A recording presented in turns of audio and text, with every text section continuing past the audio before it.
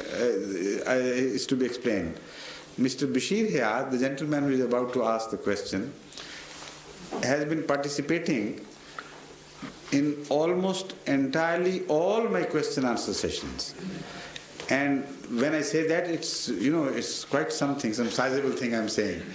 Because when I arrived in England in 1984, from April onwards, for 8 months continuously, hardly missing a day, I sat regularly in the evenings with the Jamaat to give them a chance, particularly the younger generation, to ask various questions which were agitating their minds.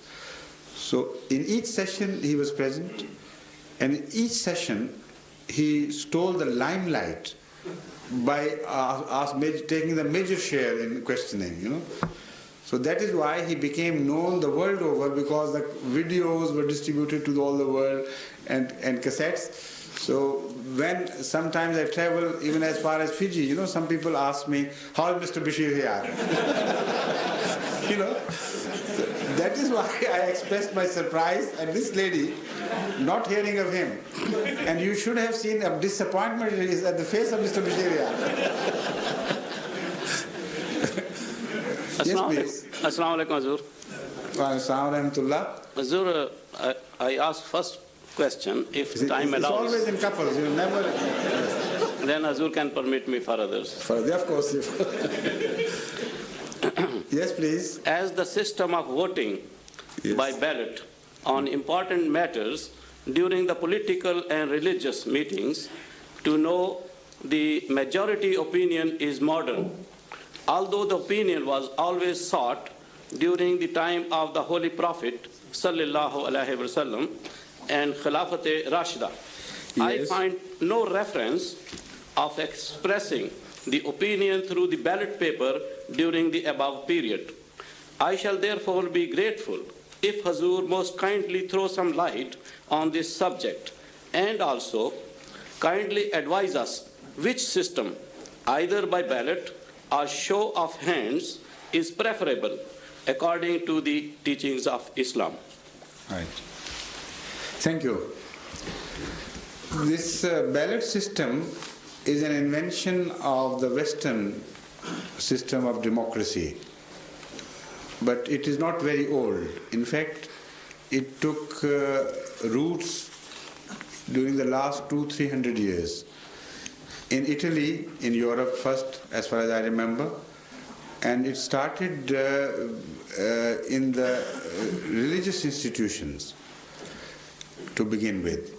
Later on, about 200 years ago, in America, in American democracy, you also find reference of ballot system. And so the history of ballot system in Europe is not very old, very long. It only started 200 to 300, maximum 300 years ago. But voting, of course, was known to man from the times immemorial. Elections of some sorts were held everywhere in every civilization known to man. So, as far as the purpose of ballot, expressing one's opinion through ballot is concerned, the purpose is the same. There is no difference. People want to find out and to be sure as to the popular vote on certain subjects which are being discussed.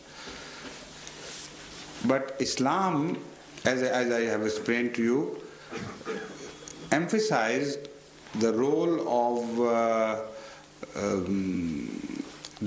expressing democratic opinions about 1400 years ago. Nowhere in the world the system of ballot or writing was already introduced, so Islam only emphasized on ascertainment of the true will of the people, not even by raising of hands. This is also something which started happening later on. In those days, the general consensus of opinion was held to be enough. And as far as the religious system introduced by the Holy Quran is concerned, this analogy between democracy and Islamic system of finding out opinion is extending the matter too far. They are similar, but not entirely the same. So let me first remove this one misunderstanding of yours. According to Islam, the founder of a religion is appointed directly by God. In a society which is given over to falsehood and lies. So a society which is already given over to falsehood and lies, which becomes predominantly false in its character and dishonest, no democratic system can run in that society. This is just a stupid dream that democracy can run in every society. It has a direct bearing upon the moral of a society.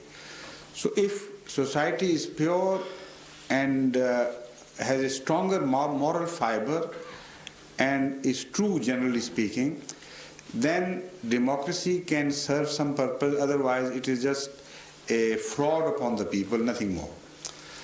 So Islam is a religion of realities. What Islam speaks on this subject, I'll enlarge a little bit later on, but let me start with the beginning. A prophet is born, through whom the will of God is expressed.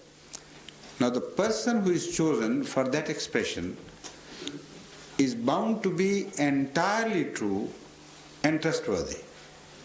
Otherwise, he will not do justice to the message and he will distort it before conveying it to the people. So that is why the founder of Islam, sallallahu alaihi wasallam, was known in Arabia much before he claimed to be a prophet to be Amin and Siddiq and Saduq, which were the highest compliments paid by the Arabs around him to his honesty and his integrity and his trustworthiness. So a man is commissioned by God to rehabilitate the values of morality, and such man is true and such man is honest. So then he creates a society around him like a drop of yogurt builds yogurt around it when it's dropped in the milk. You know, it starts converting. Like daily you convert food into blood and such juices as are assimilable by you. So this is the process which has to be understood before you understand the democratic system of Islam. Once this society is created by the founder of a religion, who is directly commissioned by God, it is he who is the teacher. And wisdom, according to Islam, is directly coupled to fear of God and love of God.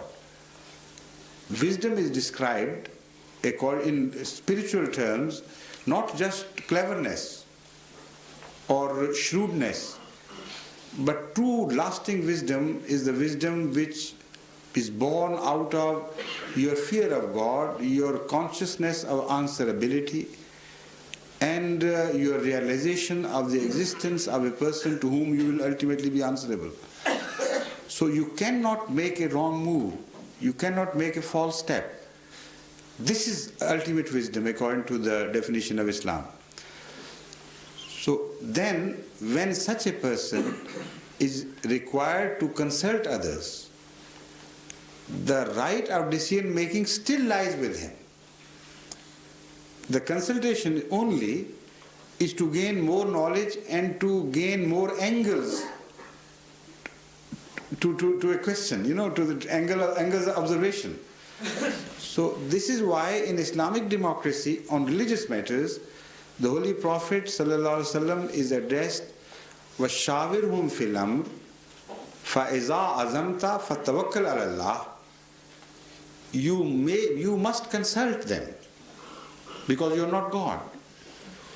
You must know other people's angles and points of view, but then decide yourself after listening to them. So there is no question of anybody raising hands and majority, being given the the position of dictating terms to the Prophet.